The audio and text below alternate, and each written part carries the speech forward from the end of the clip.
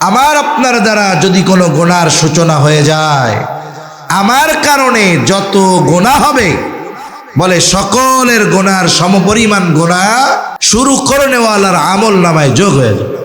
এজন্য কথাও কিন্তু আমানত হয়। 3 নাম্বার, এই আয়াতের মধ্যে দায়িত্বকে আমানত বলে অভিহিত করা হয়েছে। এখন তো এমন এক জামানা, মানুষ দায়িত্বরে আমানত মনে করে না, বরং গনিমত মনে করে। বরং কিছু কিছু ক্ষেত্রে এমন হয়, মানুষ টাকা দিয়ে দায়িত্ব কিনে নেয়, মানুষ প্রভাব খাটিয়ে দায়িত্ব নেয়, ঘুষ দিয়া দায়িত্ব নেয়, অনেক সময় অস্ত্র ঠেকায়া মানুষ হত্যা করেও মানুষ দায়িত্ব নিতে চায়। ধারাবাহিকভাবে আপনারা শ্রবণ করতেছিলেন যে মহান মানিব আমাদেরকে এমন এক মোবারকময় মজলিসে আসার বসার, কিছু দিনই কথা মুযাকারা করার তৌফিক দিলেন। সে মহান মানিবকে খুশি করার জন্য মহব্বতের সাথে জবান খুলে অন্তর থেকে একবার কালিমাতুশ শুকর পাঠ করি, আলহামদুলিল্লাহ। অগণিত দুরূদ ও সালাম সাইয়্যিদুল আম্বিয়া, আশরাফুল আম্বিয়া, খাতামুল আম্বিয়া, ইমামুল মুরসালিন, রহমাতুল লিল আলামিন, মুহাম্মাদুর রাসূলুল্লাহ সাল্লাল্লাহু আলাইহি ওয়াসাল্লামের উপর। আমি আপনাদের খেদমতে পবিত্র কোরআনুল কারীমের একটা আয়াত ও রাসূল আকরাম সাল্লাল্লাহু আলাইহি ওয়াসাল্লামের অগণিত হাদিস থেকে একটা হাদিস পাঠ করেছি। আল্লাহ তাআলার কাছে তৌফিক চাই, আল্লাহ তাআলা কিছু কথা বলার তৌফিক দেন, যে কথাগুলো আমাদের সবার দুনিয়া এবং আখিরাতের জন্য কল্যাণকর হয়। সকলে বলি আমিন।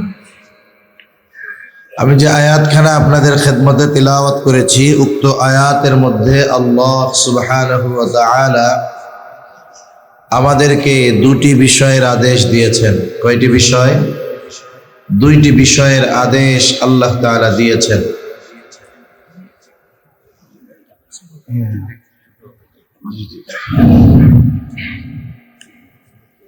একটি আমাদের রশিদিয়া বসন্তগঞ্জ মাদ্রাসার মেহমান হিসেবে এসেছে আজকে আমাদের সম্মানিত ধর্ম উপদেষ্টা পিএস মাওলানা একরাম হক। আপনি এখন কোথায় আছেন? আমাদের মাদ্রাসার সম্মানিত মাওলানা আহমদুল্লাহ সাহেব, আমরা আপনাকে তশরিফ দিতে বলেছেন। দয়া করে আপনি যেখানে থাকেন না কেন, দয়া করে আপনি আমাদের হযরতের রুমে তশরিফ নিয়ে ভালো হবে।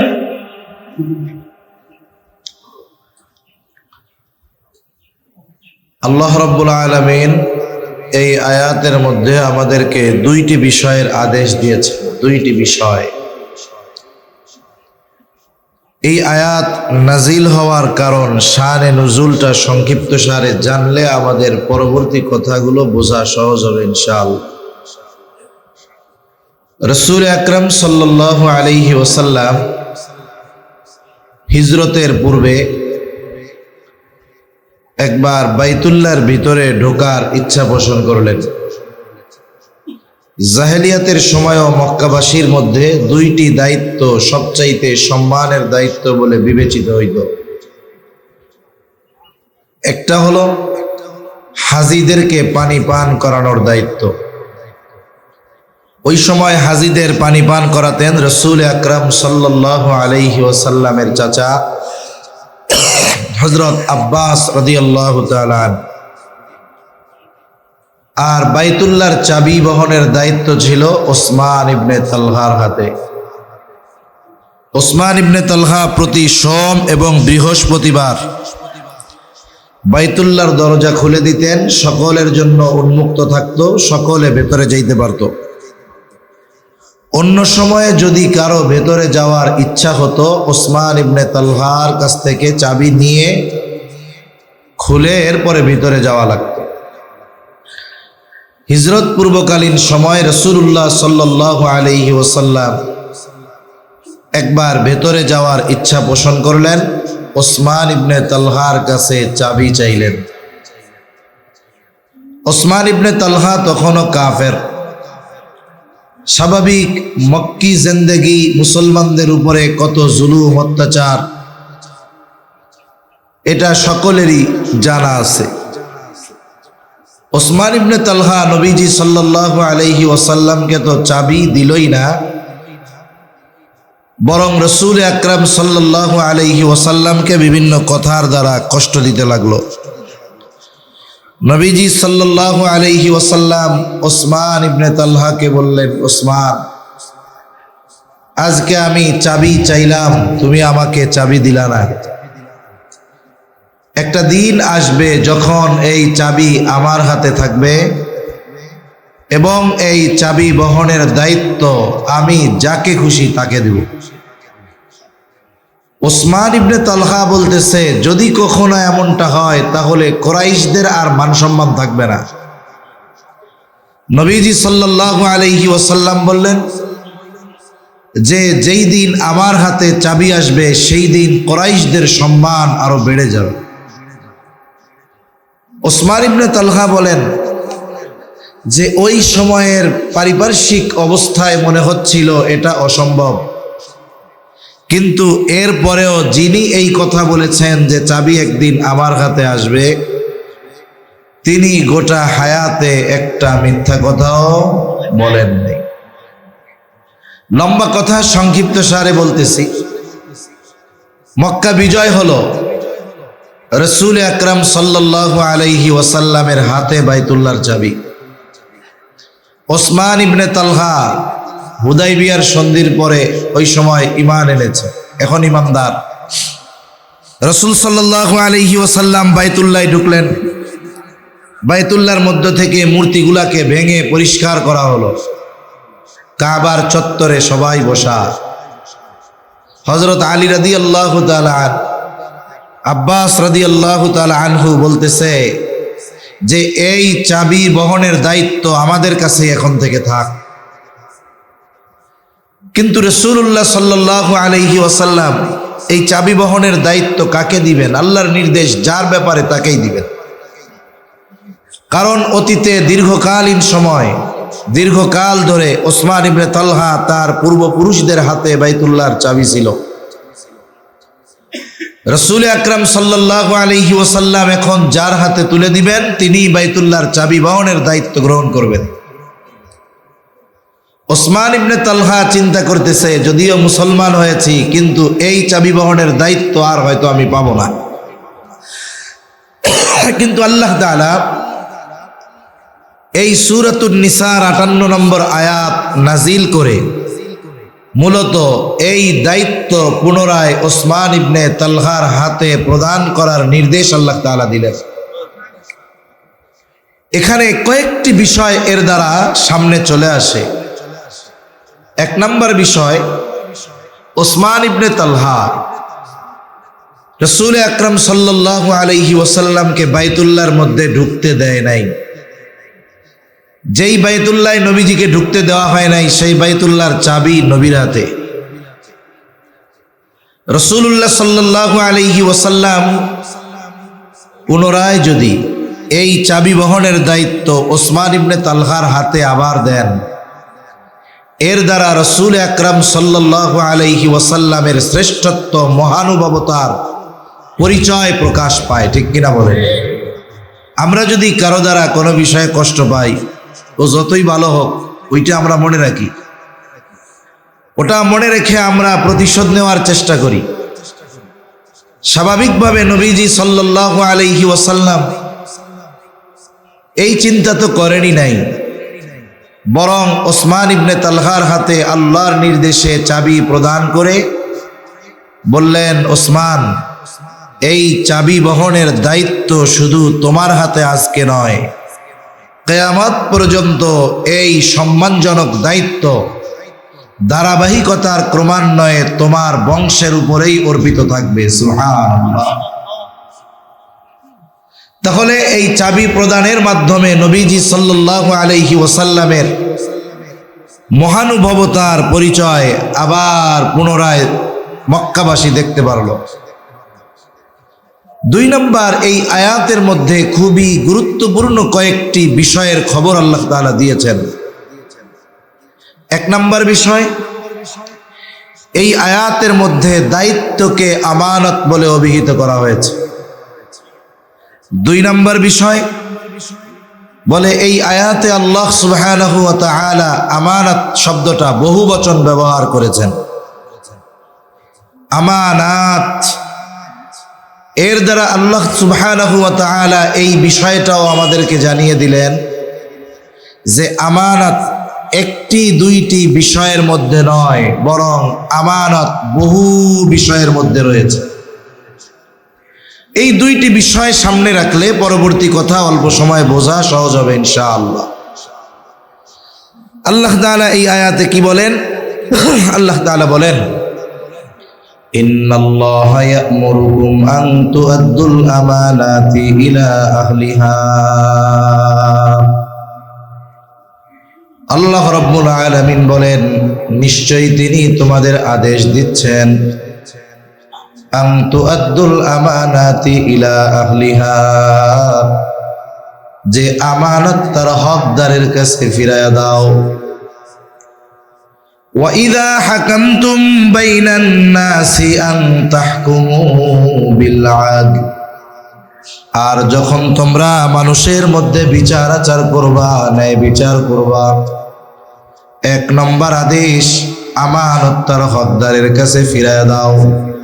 যেহেতু এই আয়াতে আল্লাহ তাআলা দায়িত্বকে আমানত বলে অভিহিত করেছেন, সাথে সাথে এটাও জানিয়ে দিয়েছেন আমানত এক দুইটা জিনিসের মধ্যে নয়, বরং বহু জিনিসের মধ্যে আমানতদারিতা হয়।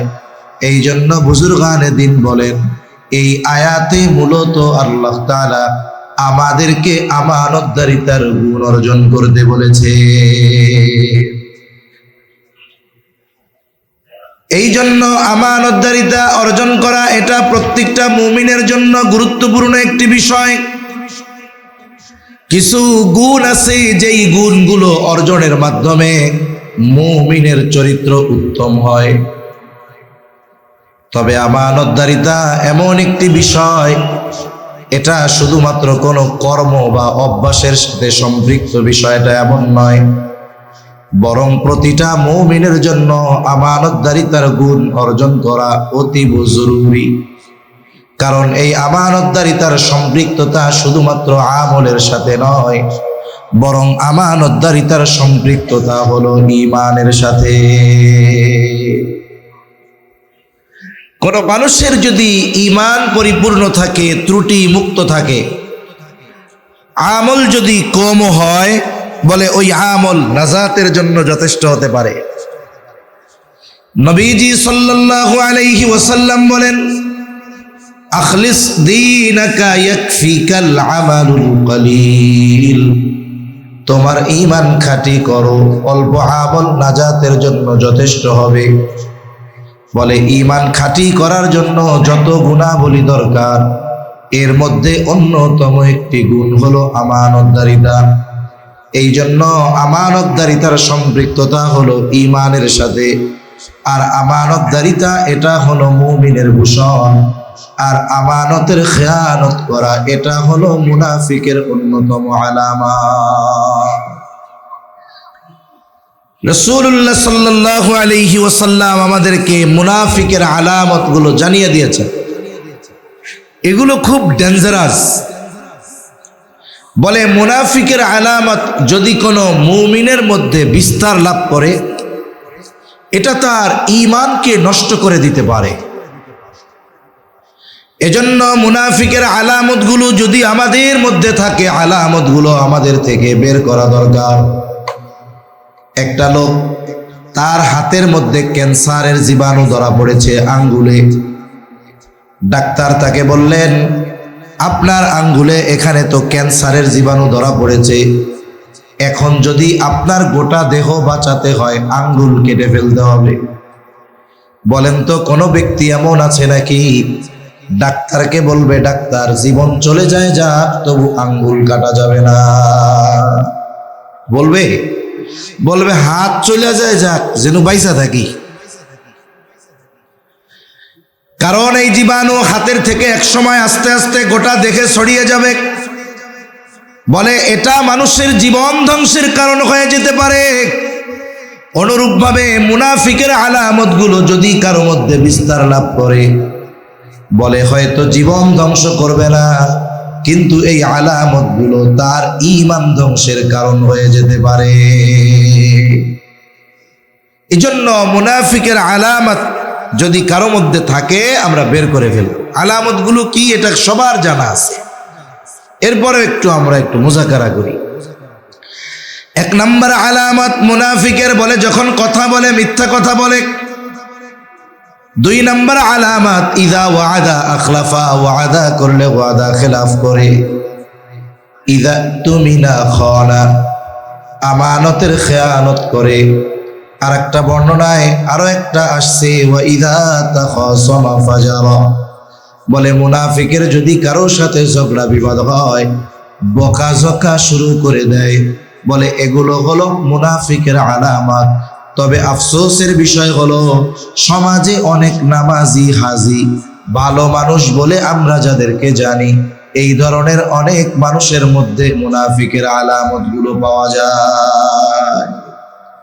জীবন বাঁচাতে যেমন আঙ্গুল কাটতে আমি আপনি দ্বিধা দ্বন্দ্বের মধ্যে পড়ি না, অনুরূপভাবে ঈমান বাঁচানোর জন্য মুনাফিকের আলামতগুলো থেকে বাঁচার দরকার আছে না নাই? আল্লাহ আমাদের বেঁচে থাকার তৌফিক দান করেন। এই আলামতগুলোর মধ্যে একটি আলামত ইদা তুমিনা খানা, আমানতের খেয়ানত করা। রাসূল আকরাম সাল্লাল্লাহু আলাইহি ওয়াসাল্লাম আমানতদারিতার ব্যাপারে বলেন লা ঈমানা লিমান লা আমানাতা লা। নবীজি বলেন যার মধ্যে আমানতদারিতা নাই তার ঈমান নাই। তাহলে একজন প্রকৃত মুমিনের ঈমানের অবিচ্ছেদ্য একটি অংশ হলো আমানতের হেফাজত করা। অনেক মানুষ, ভালো মানুষ, শুধুমাত্র আমানতদারিতার ব্যাপারে স্বচ্ছ ধারণা না থাকার কারণে এ মানুষগুলো নিজের অজান্তে আমানতের খেয়ানত করে, সেটারও পায় না। এজন্য কয়েকটি বিষয় আমরা আমানতদারিতার সম্পর্কে জানব। সব বিষয়গুলো একসাথে বলার মতো সময় অবস্থা নাই, সাথে সাথে অনেকগুলো হলে একসাথে মনে রাখাও আমাদের জন্য কঠিন। এজন্য যেই কয়েকটি জানব মনে রাখার চেষ্টা করব, বাস্তবে আমলে পরিণত করার চেষ্টা করব, আল্লাহ তৌফিক দান করেন। তাহলে আমানতদারিতা কোন কোন জিনিসের মধ্যে হয়? আল্লাহ তাআলা তো জানিয়ে দিয়েছেন আয়াতের মধ্যে। আমানত শব্দটিকে বহুবচন উল্লেখ করার মাধ্যমে যে আমানত অনেক জিনিসের মধ্যে হয়। এক নাম্বার, লেনদেনের মধ্যে হয় আমানতদারিতা। লেনদেন সংক্রান্ত বিষয়টা কম বেশি আমাদের সকলের জানা আছে। আমরা বুঝি যে আমার কাছে কেউ যদি কোনো বস্তু আমানত রাখে, কোনো সম্পদ যদি আমানত রাখে, সাধারণভাবে এটা আমার দায়িত্ব ওই সম্পদ হেফাজত করে যথাসময়ে হকদারের কাছে ফিরাইয়া দেওয়া। এই জন্য আমানতদারিতার বিষয় বলে লেনদেনের মধ্যে হয়। লেনদেন সংক্রান্ত বিষয় যেহেতু আমাদের কম বেশি জানা আছে, আমি এই বিষয়টা লম্বা করব না, তবে এতটুকু খেয়াল আমাদের রাখতে হবে, আমার আপনার কাছে যদি কারো আমানত থাকে, আমানত সেটা সম্পদ হতে পারে, সেটা জমি হতে পারে, বলে যে মালিক সে যদি নাও জানে, ভুলেও যদি যায়, আল্লাহ তাআলার আদেশ ওই হকদারের আমানত তার কাছে ফিরিয়ে দেওয়ার দায়িত্ব আল্লাহ তাআলা আমাদেরকে দিয়েছে। অনেক সময় অন্যের হক আমাদের কাছে থাকে, যার হক তার হয়তো মনে নাই অথবা জানা নাই। আমরা কি করি? যেহেতু তার মনে নাই জানা নাই, আমি নিশ্চিত এটার মালিক সে। এখন কি করে? বলে মনে করে ও যেহেতু জানে না, মনেও নাই, তাইলে থাক, এটা আমি রেখেই দিই। এটা করার সুযোগ আছে? এটা করার সুযোগ নেই। এজন্য লেনদেন সংক্রান্ত বিষয় আমরা এমনিতেই সাফ থাকব। কোনো মানুষের হক, সেটা আমানত হোক, সাধারণ হক হোক, আমরা এই চিন্তা রাখবো যে আমার কাছে কেউ কিছু পাওনা থাকবে আর আমি আল্লাহর সামনে হাজির হব, এটা যেন না হয়। রাসূল আকরাম সাল্লাল্লাহু আলাইহি ওয়াসাল্লাম দুনিয়া থেকে চলে যাওয়ার অল্প কয়েকদিন আগে মসজিদে নববীর ভিতরে সব সাহাবায়ে কেরামকে একত্রিত করেছেন। কি বলতেছে? উদ্দেশ্য হলো, নবীজি বলেন, তোমরা যদি কেউ আমার কাছে কোনো কিছু পাও না থাকো, তাহলে সেটা আমার কাছ থেকে চেয়ে নাও। কেন? নবীজি সাল্লাল্লাহু আলাইহি ওয়াসাল্লাম বলেন, আমি চাই না কেউ আমার কাছে কিছু পাওনা থাকবে আর আমি এই অবস্থায় আল্লাহ তাআলার সাথে মিলিত হব, এটা আমি চাই না। এজন্য এই দুনিয়া থেকে যাওয়ার সময় আমাদেরও চিন্তা ভাবনা এরকম থাকতে হবে, এই দুনিয়ায় আমার আপনার কাছে কেউ যেন কোনো ধরনের হক প্রাপ্য না থাকে। সেটা হতে পারে অর্থগত দিক দিয়ে, এটা হতে পারে আচরণগত দিক দিয়ে। আমরা শুধু মানুষের সম্পদ কুক্ষিগত করে হক নষ্ট করি এমনটা নয়, বরং মানুষের সাথে খারাপ আচরণের মাধ্যমেও আমরা মানুষের হক নষ্ট করি। এজন্য রাসূল সাল্লাল্লাহু আলাইহি ওয়াসাল্লাম হাদিসের মধ্যে বলেন, তোমরা ওই দিবসকে ভয় করো যেই দিন আল্লাহ তাআলা বাদী বিবাদীর মধ্যে ফয়সালা করে দিবে।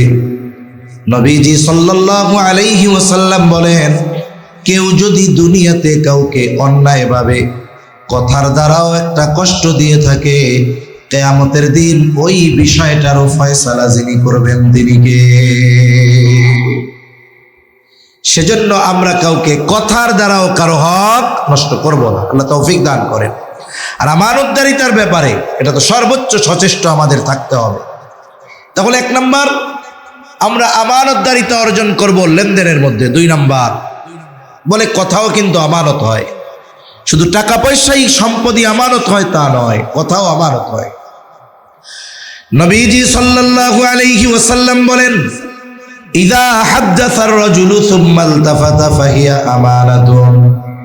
নবীজি সাল্লাল্লাহু আলাইহি ওয়াসাল্লাম বলেন, যখন কোনো মানুষ কথা বলে আর এদিকে সেদিকে তাকায়, নবীজি বলেন এই কথাটা সে যার কাছে বলল ফাহিয়া আমানাতুন, ওই কথাটা তার কাছে আমানত হয়ে যায়। সাধারণভাবে কোনো মানুষ যদি কথা বলার সময় ডানে বামে এদিকে সেদিকে তাকায়, আমি আপনি কি বুঝতে পারি? যে ওই ব্যক্তি চায় না তার কথাটা আমি ব্যতীত অন্য কেউ শুনতে পাক।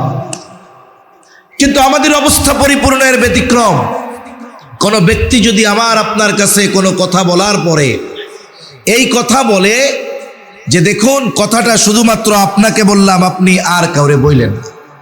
কারণ মানব জীবনে মানুষের এমন কিছু কথা আছে যেই কথাগুলো যদি সমাজের মানুষ জানতে পারে তাহলে সে লজ্জা পাবে, মানুষের সামনে যেতে সেই ইতস্তত করবে।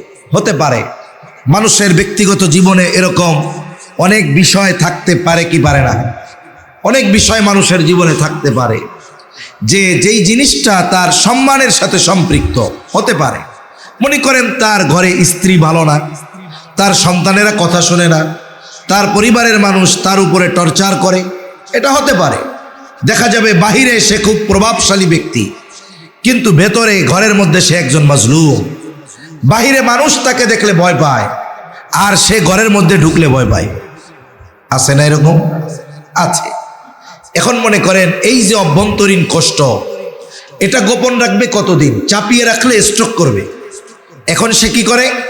তার বিশ্বস্ত বন্ধু আত্মীয় স্বজন যাদেরকে সে বিশ্বাস করে তাদের কাছে গিয়ে বলে, দেখো তোমরা তো দেখো বাহিরে আমার কত প্রভাব, মানুষ আমারে দেখলে সালাম দেয়, কিন্তু আমার ঘরের খবর তো জানো না, আমার বউ মাঝে মধ্যে আমারে পিটায় কথার কথা।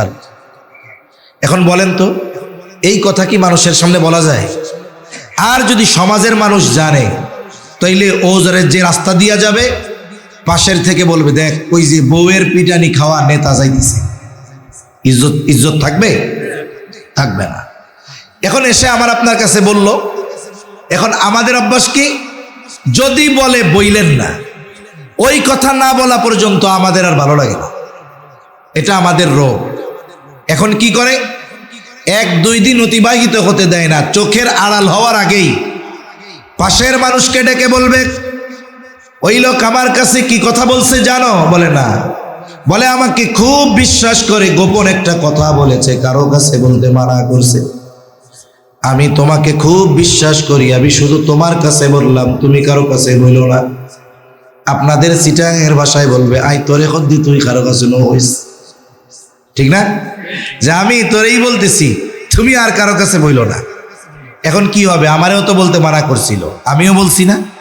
ও মনে করবে তাইলে মনে হয় একজনের কাছে বলা যায় যাচ্ছে, এবারও আর একজনরে বলবে যে হুজুর মিথ্যা কথা বলে। না না, বলে হুজুর আমাকে অমকের ব্যাপারে এই কথা বলছে, আমি তোমারে বললাম, তুমি কিন্তু কাউরে বলো না, খবরদার। এইবার একের পর এক কি হবে, যে যার কাছে কথা বলবে আর বলবে আমি তোমাকে বললাম, তুমি কাউরে বলো না। দেখা যাবে সকালের কথা যেটা কারো কাছে বলা মানা ছিল, সকাল থেকে দুপুর হতে হতে ওই গোপন কথা 100 জনের কাছে পৌঁছায় গেছে। বলুন তো, আমি বললাম একজনের কাছে, কিন্তু পৌঁছাইছে কতজনের কাছে? খেয়ানত আর একটা নাই বলে 100 খেয়ানত হয়ে গেছে। হাদিসের মধ্যে এসেছে রাসূলুল্লাহ সাল্লাল্লাহু আলাইহি ওয়াসাল্লাম বলেন, যখন কারো দ্বারা কোনো ভালো কাজের সূচনা হয়, ওই ভালো কাজ যতজন করবে সকলের ওই ভালো কাজের সমপরিমাণ সওয়াব প্রথমে যিনি ভালো কাজটা শুরু করেছেন তার আমলনামায় যোগ হয়ে যায়। আবার নবীজি বলেন, যখন কারো দ্বারা কোনো মন্দ কাজের সূচনা হয়, ওই মন্দ কাজ যতজন করে বলে শুরু যে করেছে সকলের পাপের সমপরিমাণ গুনাহ তার আমলনামায় যোগ হয়ে যায়। নবীজি বলেন, এই পৃথিবীর বুকে সর্বপ্রথম অন্যায়ভাবে হত্যাকাণ্ড সংঘটিত হয়েছে আদম আলাইহিস সালামের এক সন্তানের দ্বারা। নবীজি সাল্লাল্লাহু আলাইহি ওয়াসাল্লাম বলেন, কিয়ামত পর্যন্ত যত অন্যায়ভাবে হত্যাকাণ্ড সংঘটিত হবে সকল হত্যাকাণ্ডের গুনাহ আদম আলাইহিস সালামের ওই হত্যাকারী সন্তানের আমলনামায় যোগ হয়ে যাবে। এজন্য আমার আপনার দ্বারা যদি কোনো গুনার সূচনা হয়ে যায়, আমার কারণে যত গুনাহ হবে বলে সকলের গুনার সমপরিমাণ গুনাহ শুরু করে নেওয়ালার আমলনামায় যোগ হয়ে যাবে। এজন্য কথাও কিন্তু আমানত হয়। 3 নাম্বার, এই আয়াতের মধ্যে দায়িত্বকে আমানত বলে অভিহিত করা হয়েছে। এখন তো এমন এক জামানা, মানুষ দায়িত্বরে আমানত মনে করে না, বরং গনিমত মনে করে। বরং কিছু কিছু ক্ষেত্রে এমন হয় মানুষ টাকা দিয়ে দায়িত্ব কিনে নেয়, মানুষ প্রভাব খাটিয়ে দায়িত্ব নেয়, ঘুষ দিয়া দায়িত্ব নেয়, অনেক সময় অস্ত্র ঠেকায়া মানুষ হত্যা করেও মানুষ দায়িত্ব নিতে যায়। কিন্তু এমন এক জামানা ছিল মানুষ যখন দায়িত্ব নিতে চাইতো না, আর এখন দায়িত্ব নেওয়ার প্রতিযোগিতা করে।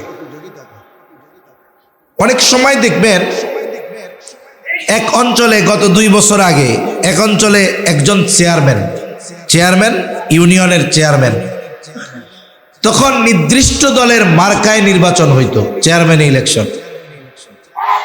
তা যেহেতু নির্দিষ্ট দলের মার্কায় হবে, ওই দলের অনেকেই ওই নির্ধারিত প্রতীক পাওয়ার ব্যাপারে আশাবাদী।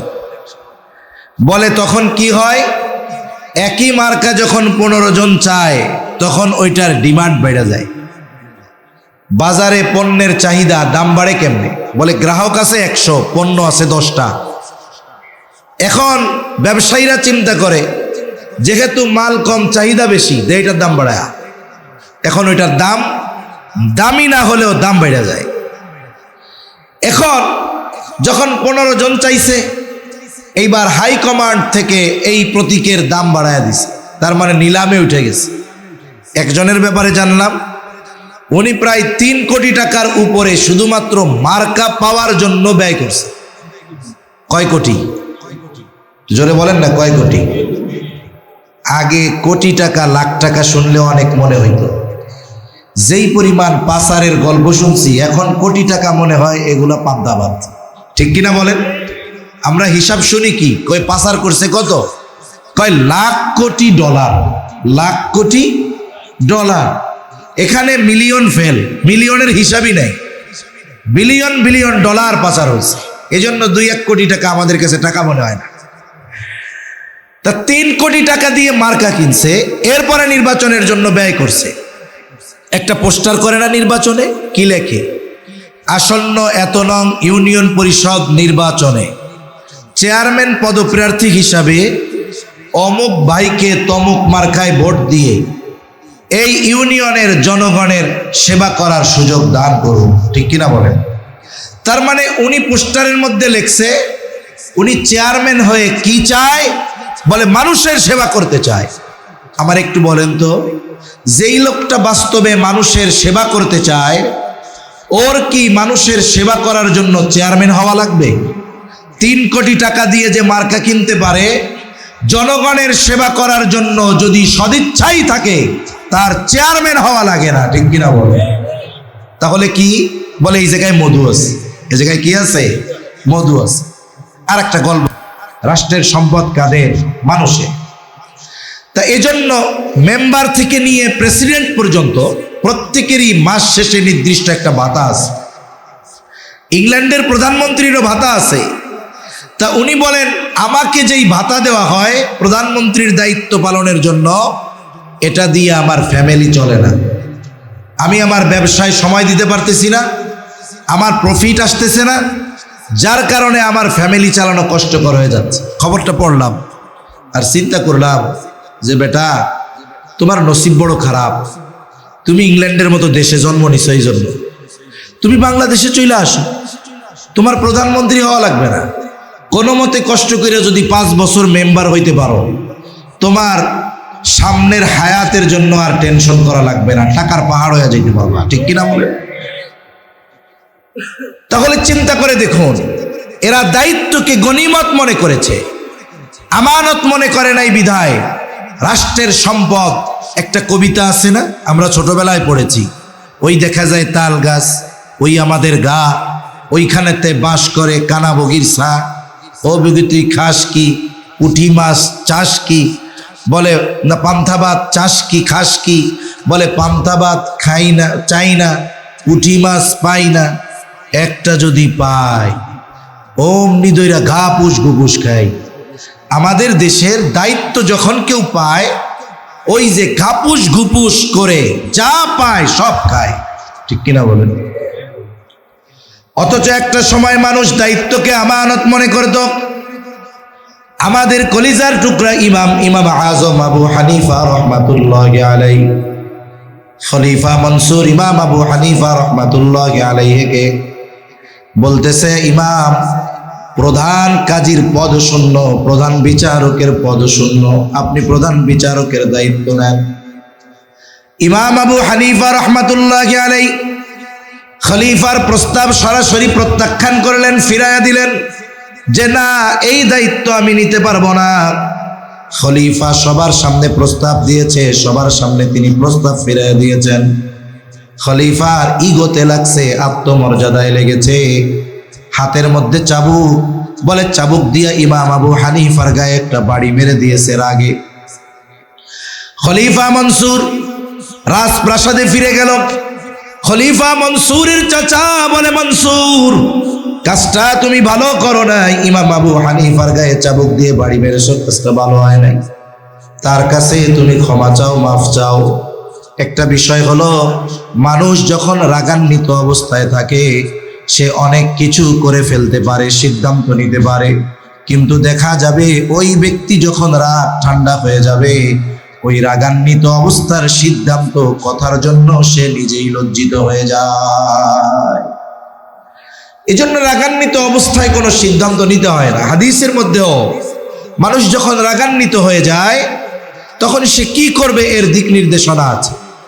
কারণ শয়তান রাগান্বিত অবস্থায় তার মাধ্যমে অনেক বড় বড় সিদ্ধান্ত নিয়ে নেওয়াতে পারে, যেই সিদ্ধান্তগুলো স্বাভাবিক অবস্থায় সে কল্পনাও করে না। আমাদের দেশে গ্রাম অঞ্চল সহ শহরেও অনেক জায়গায় বিবাহ বিচ্ছেদের ঘটনা ঘটে। ঘটনার সূত্রপাত কি? বলে একেবারে ছোট্ট একটা বিষয় থেকে স্বামী স্ত্রীর মধ্যে কথা কাটাকাটি শুরু হয়েছে।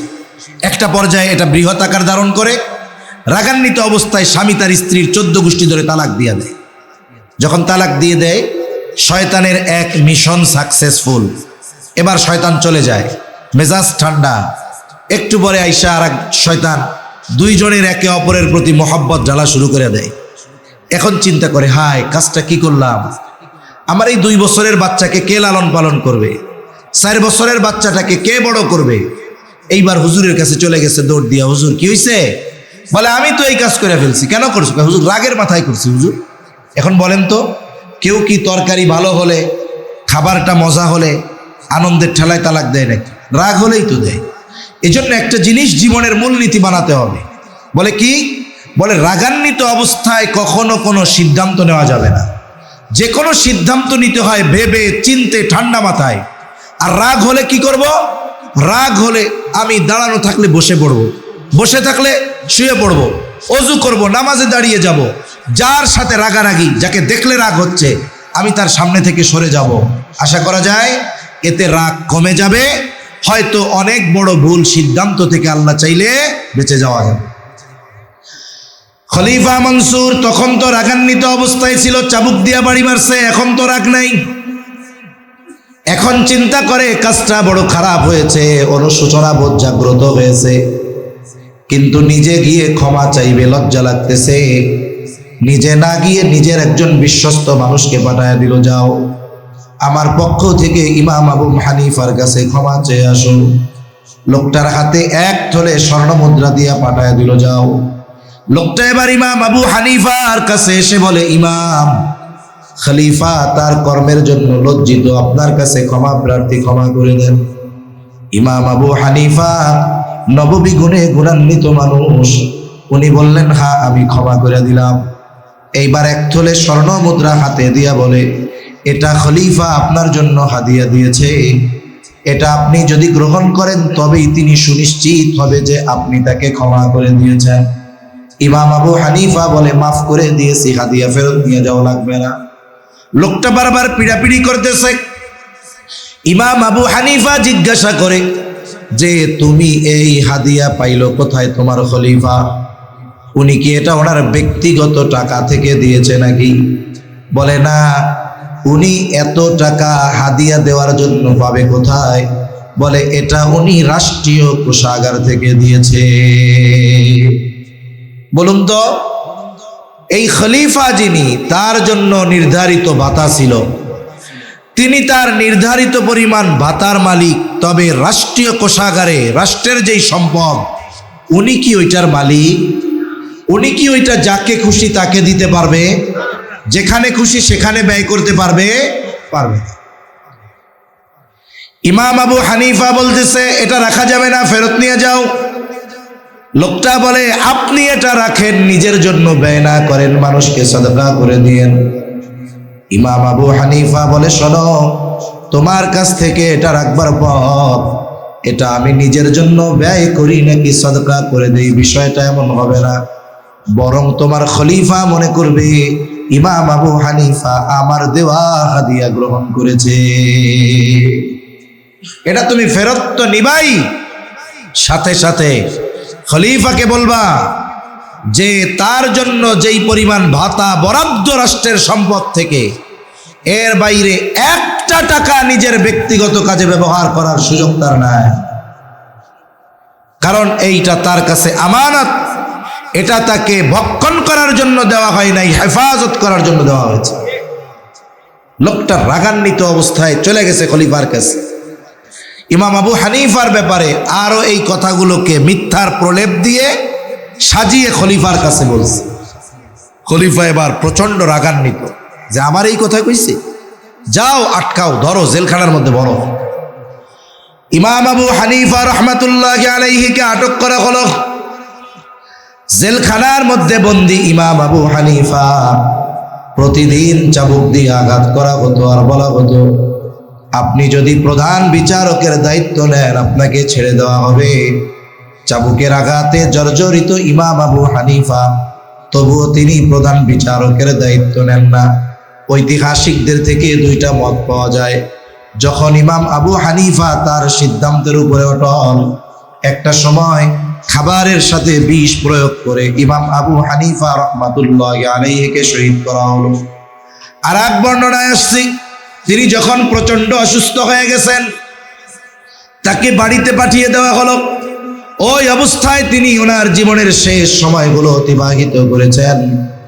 ওনার শাগরেদ ছাত্ররা জিজ্ঞাসা করে, ওস্তাদ যেই দায়িত্ব গ্রহণের জন্য আপনার উপরে এত জুলুম, এত অত্যাচার, বলে সেই দায়িত্ব নেওয়ার জন্য যত ধরনের যোগ্যতা দরকার, ইলম দরকার, সব যোগ্যতা থাকার পরেও, উপযুক্ত ব্যক্তি হওয়ার পরেও আপনি জুলুম সহ্য করেছেন, তবু কেন দায়িত্ব নিলেন না? ইমাম আবু হানিফা বলেছিলেন, শোনো, আমি যেই দায়িত্ব নেই নাই ওই দায়িত্বের ব্যাপারে কিয়ামতে আল্লাহ জিজ্ঞাসা করবে না। কারণ আল্লাহ তাআলা প্রত্যেককে তার দায়িত্বের ব্যাপারে জিজ্ঞাসা করবেন। নবীজি সাল্লাল্লাহু আলাইহি ওয়াসাল্লাম বলেন, কুল্লুকুম রাঈনা ওয়া কুল্লুকুম মাসউলুনা আন রাইয়াতিহি। নবীজি বলেন, তোমরা প্রত্যেকেই দায়িত্বশীল, প্রত্যেককে তার দায়িত্বের ব্যাপারে জিজ্ঞাসা করা হবে। ইমাম আবু হানিফা বলেন, আমি যেই দায়িত্ব নেই নাই সেই দায়িত্বের ব্যাপারে আমাকে জিজ্ঞাসা করা হবে না। তবে যদি আমি প্রধান বিচারকের দায়িত্ব গ্রহণ করি, বলে এই দায়িত্ব নেবার পর আমার দ্বারা যদি কোনো দায়িত্বের পালনের ক্ষেত্রে ত্রুটি বিচ্যুতি হয়ে যায়, কিয়ামতের দিন আল্লাহ তাআলার সামনে আমাকে বিচারের কাঠগড়ায় দাঁড়ানো লাগবে। কারণ আবু দাউদের একটা বর্ণনা আছে, নবীজি সাল্লাল্লাহু আলাইহি ওয়াসাল্লাম বলেন, তোমাদের কাউকে যখন কোনো দায়িত্ব দেওয়া হয়, নবীজি বলেন, কেউ যদি ওই দায়িত্বের সুচ পরিমাণ খেয়ানত করে, সুচ পরিমাণ, নবীজি সাল্লাল্লাহু আলাইহি ওয়াসাল্লাম বলেন, কিয়ামতের দিন ওই ব্যক্তি খেয়ানতের বোঝা নিয়ে আল্লাহর সামনে হাজির হবে। সুচ পরিমাণ খেয়ানত, একটা সুচের দাম কত? 2 টাকা। বলে কেউ যদি দায়িত্ব পালনের ক্ষেত্রে এই একটা সূচের পরিমাণও খেয়ানত করে, কিয়ামতের দিন তাকে খেয়ানতের বোঝা নিয়ে আল্লাহর সামনে দাঁড়ানো লাগবে। এই খেয়ানত তো শুধু দায়িত্বের খেয়ানত হলো তা নয়, বলে এই খেয়ানতের দ্বারা মানুষের হক নষ্ট করাও হয়। মনে করেন একজন দায়িত্বশীল ব্যক্তি, সে যদি দায়িত্ব অবহেলা করে, দায়িত্বের খেয়ানত করে, ওই দায়িত্বের সাথে যত মানুষের সম্পৃক্ততা আছে সকলের হক নষ্ট করা হয়। এজন্য আমরা তো দায়িত্ব পাইলে মনে করি আমি বড় পদধারী হয়ে গেলাম, কিন্তু এটা চিন্তা করি না, যদি এই দায়িত্বের খেয়ানত আমার দ্বারা হয়ে যায়, কিয়ামতে আল্লাহর সামনে আমি কিভাবে দাঁড়াবো? সমাজের মানুষ আমরা যদি সবাই দায়িত্বকে বাস্তবেই আমানত মনে করতাম, তাহলে প্রত্যেকটা মানুষ তার দায়িত্বের ক্ষেত্রে যত্নশীল হতো। এই দেশের মানুষ এই অভাব, অনটন, কষ্টের মধ্যে পড়ত না। তাহলে দায়িত্ব হয় আমানত। 4 নম্বর বলে সময়ও কিন্তু আমানত হয়। আপনি আমি যদি কারো সাথে কোথাও কোনো এই ব্যাপারে চুক্তিবদ্ধ থাকি যে তোমার এখানে আমি চাকরি করব সকাল 8টা থেকে বিকাল 4টা, এর মধ্যে 1 ঘন্টা নামাজ এবং দুপুরের খাবারের বিরতি, বলে বাকি 7 ঘন্টা সময় হলো আমানত। অনেক সময় দেখা যায় অনেক মানুষ এই অফিসিয়াল টাইমটা কর্ম ফাঁকি দিয়ে সময় অতিবাহিত করে ফেলে, উল্টা মাস শেষে যথাযথভাবে তার প্রাপ্যটা বুঝে নেয়। অথচ লোকটা কিন্তু সময়ের খেয়ানতকারী, সাথে সাথে দায়িত্বের খেয়ানতকারী। মির্জা মাজহার নানুতুবি রহমাতুল্লাহি আলাইহি, মাজহার নানুতুবি রহমাতুল্লাহি আলাইহি মাজাহিরুল উলুম সাহারানপুর মাদ্রাসা, যার নামে প্রতিষ্ঠিত এই বুজুর্গ, উনি এক মাদ্রাসায় খেদমত করতেন। 1000 বছর আগের ঘটনা আপনাদের শোনাচ্ছি না, অল্প কিছু কাল আগের ঘটনা, 1 শতাব্দী আগের ঘটনা। বলে উনি মাদ্রাসায় খেদমত করতেন, মাস শেষে সময় হিসাব করে তিনি বেতন গ্রহণ করতেন। ক্লাসের সময় নিজের কোনো কাজ তিনি করতেন না। একদিন এক ব্যক্তি ওনার কাছে এসেছে, খুবই জরুরি, কথা না বললেই নয়। হযরত ক্লাসে পড়া বন্ধ করে তার সাথে কথা বলতে বাধ্য হলেন। কথা বলার পর সময় হিসাব করে নোটের মধ্যে লেখা রাখছে, অমুক দিন অমুক ক্লাসে এই কয় মিনিট সময় আমি আমার নিজের কাজে ব্যয় করেছি। মাস শেষে ওনার হাতে যখন ওজিফা তুলে দেওয়া হলো, উনি সময় হিসাব করে ওই সময় পরিমাণ অর্থ অফিসে ফেরত দিয়ে দিলেন। জিজ্ঞাসা করা হলো, কি ব্যাপার হযরত, এটা কি বেশি গিয়েছে নাকি? তিনি বললেন, না, এটা বেশি যায় নাই, তবে ফেরত দেওয়ার কারণ কি? তিনি বলেন, অমুক দিন অমুক ক্লাসের মধ্যে এই কয় মিনিট সময় আমি আমার ব্যক্তিগত কাজে ব্যবহার করেছিলাম, এই সময়ের বিপরীতে যেই অর্থ, এটা আমার জন্য গ্রহণ করা উচিত হবে না, এজন্য ফেরত দিয়ে দিয়েছে। তাহলে চিন্তা করুন মানুষগুলো সময়ের কদর কিভাবে করতেন। আর আমরা তো চিন্তা করি যে ব্যক্তি যত ফাঁকি দিয়ে প্রাপ্য বুঝে নিতে পারে, আমরা মনে করি সে যত চালাক। এজন্য আমাদের সময়কেও আমানত মনে করতে হবে। তাহলে আল্লাহ তাআলা সূরাতুন নিসার 58 নম্বর আয়াতে কয়টা আদেশ দিয়েছিলেন? একটু জোরে বলেন না কয়টা? হযরত চলে আসছে, কথা শেষ। 2টা আদেশ দিয়েছিলেন। 1 নাম্বার মূল কথা হলো আমানতদারিতা অর্জনের নির্দেশ।